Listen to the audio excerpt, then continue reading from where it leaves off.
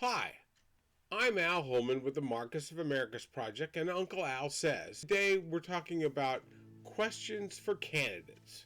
We have for you 8 questions that every candidate should answer. Now, it doesn't matter what level of government, these questions should scale. Now, when they scale, sometimes the answers change as far as what you may want for your particular desire.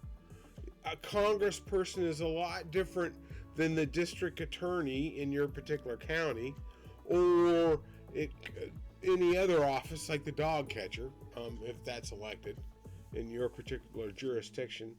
So let's go through these particular 8 questions that we think that you ought to ask every candidate when they run for office.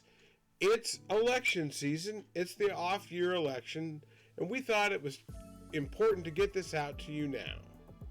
The first question is, if elected, alone, the candidate, that individual, what can you personally accomplish in this office?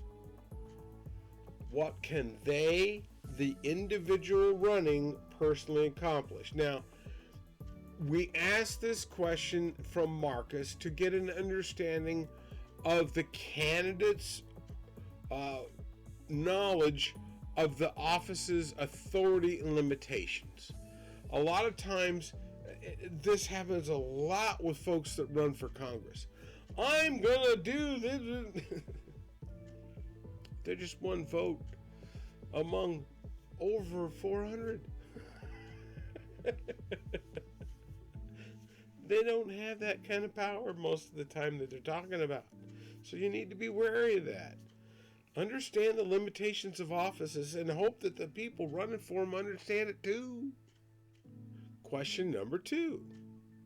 What could this governmental unit do to improve citizens' lives without spending money? Okay, I use the word governmental unit so that it scales up and down, city council, Congress, county commissioners, state legislature. It scales. So let me do that again because I don't read real well, being a dyslexic, and I want you to understand it. What could this governmental unit do to improve citizens' lives without spending more money? Now, for me, when writing this question, I'm looking for more creativity. Where are they thinking outside of the box? You get government drones or political drones. Didn't mean governmental. There's those too, but that's not what I mean in this circumstance. You get these political drones, and they get pounded in their head. There's little on this side is this, the party hack. You need to do this. And then they've hired some consultant or consultants, and they're it causes their thinking to go mush. Ask them this question: how can they help citizens' lives without spending more money? Get them out of their mush. Besides, government can do a lot if it was more creative and thought differently. New paradigm, new time. Question number 3 for candidates. How will you save taxpayers money? Just blatantly ask the question.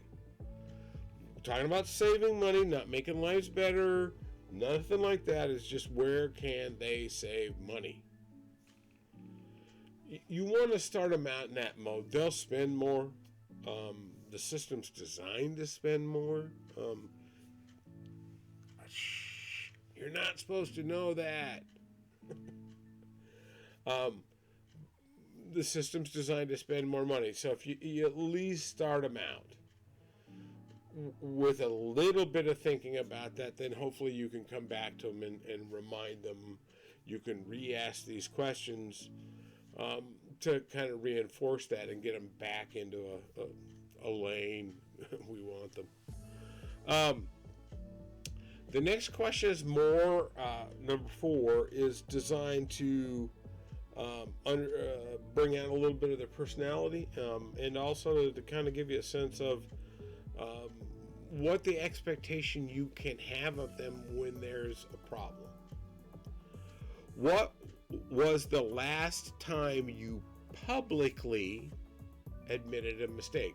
Now, by this, publicly can be to a family group, more than one person, has to be public, at work in a work group, could be an office, could be a press conference. All those layers are there, but it's public. It's to the group involved, to all of them or the majority of them, or into a form that becomes public. When is the last time they publicly admitted a mistake? We have made our politicians too afraid to admit mistakes, and they're going to make them, which then makes them not correct mistakes. We need to understand, we need to get our politicians' heads, and this will take time, into an environment where a mistake is normal. And there's a difference between a mistake and somebody that's malicious. That we understand the difference, that you intended well, but there were unintended consequences, yada, yada, yada. But we need to get them back to admitting mistakes. Start when they're a candidate. Admit a mistake there. Then when you ask them in office, you can refer to, hey, when you were a candidate, I asked you this, about mistakes. Is this now a mistake? It opens it up for them. You basically give them an avenue by doing that. Question number 5. Name 2 laws, rules, regulations in the purview of the office you seek that are wasteful. Right now, today, I bet money I can go into every governmental agency and find at least one thing that is wasteful, let alone a couple hundred. If a person running for office hasn't delved into that, let's make them think about that. Waste needs to go away. I remember for many a moons talking about, why does the Pentagon budget have to go up when we talk about waste, fraud, and abuse? You younger folks may not remember, there was a big deal in the 80s about $400 toilet seats. Look it up. It was interesting. That was fraud, waste, and abuse. Let's just get their minds thinking that way to begin with. Let's make them go in asking the questions of the bureaucracy that way. We can frame the argument by the way we frame the questions. Number 6. Is any of the activities of this governmental unit duplicated in some form or fashion by another governmental unit? And if so, which one should stop? There's duplication all over government. If you go into reports about waste, fraud, and abuse in the government, they'll talk about it. There's been reams of paper done on it. Search it on the internet. Duplicate government activity. It's there. It's all over the place. It needs to go bye-bye. The baby boomers are all retiring. We can get rid of this duplicity with that particular work group so that we don't have to suffer it in the future. That's how they all padded crap. Oh, we need an agency to do this. No one ever looked. Was somebody already doing that? Sorry. I can go on a rant on that particular topic. We'll move on. Hey, the next question, which is question number 7, is, what is the current budget of the governmental agency you are running for? If they don't know the basic budget, if they haven't, especially now that it's all online, it's not even the 1990s where you had to at least go to the courthouse to get a county budget or the city hall to get a copy of the budget or to look at it. This crap's all online. All of it. So it may be a couple months behind, but it's there. If a candidate hasn't taken the time to look at that, do you really think they're paying attention to anything other than their own selves or what someone's telling them? You want someone that's curious in office. And the more curious, the better. So, if they don't know the budget, there's a bigger issue at hand. The eighth and our last question in our current list of questions for candidates is, do you see government staff, those employed by the government, not in the functions of politics, the halls of Congress, the halls of the legislature, as functionaries or policymakers? Now, this is an important question. Over time, as the government has gotten to its behemoth current state and has gotten larger and larger, we have gotten to the point where there has been an abdication, and the right word is abdication, by legislatures and congresses around the country to bureaucrats and to public employees who are, for the vast majority, great people. I was a county department head. I worked with great people.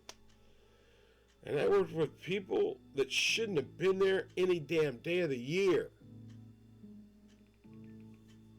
I'm telling you, there was also another group that were actually more worthless than the not doing things. And that was the ones that thought that they were the legislature or the county commissioners.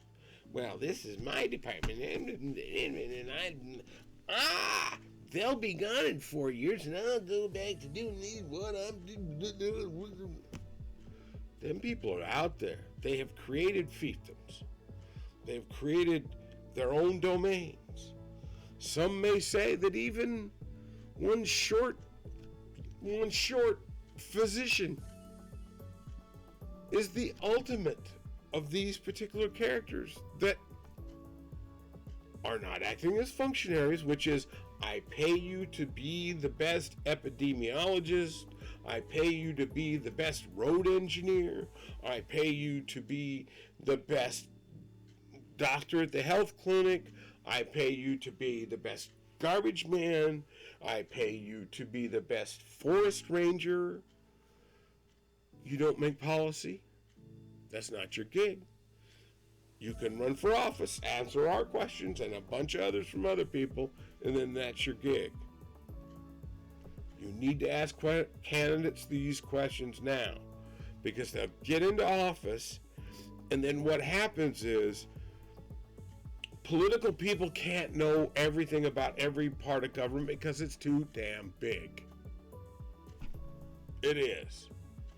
So your first person the legislature people see is usually a government expert.